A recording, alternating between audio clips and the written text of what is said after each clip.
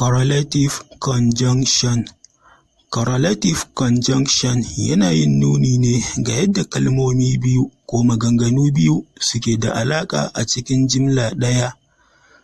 Don haka correlative conjunction a koda yaushe yana zuwa ne a matsayin kalmomi guda biyu.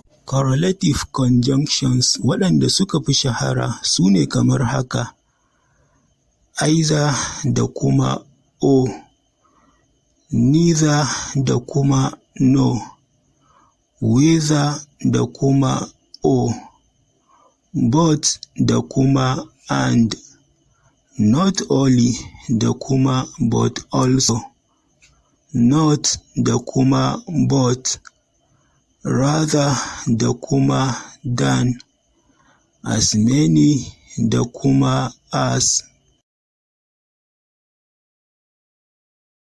Misalan correlative conjunctions a cikin magana: you can eat either bread or biscuit, ma'ana za ka iya cin ko dai biskit ko kuma biredi. He eats neither bread nor biscuit, ma'ana baya cin biskit ko biredi.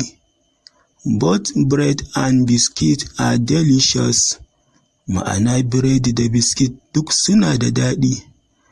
I don't know whether he like bread or biscuit, ma'ana ban san yana son biskit bane ko biredi. She is not only beautiful but also very intelligent, ma'ana ba kyau kawai gare ta ba, tana kuma da ƙarfin basira. You should rather keep quiet than say nonsense, ma'ana zai fi dacewa ka yi shiru da ka faɗi shirme.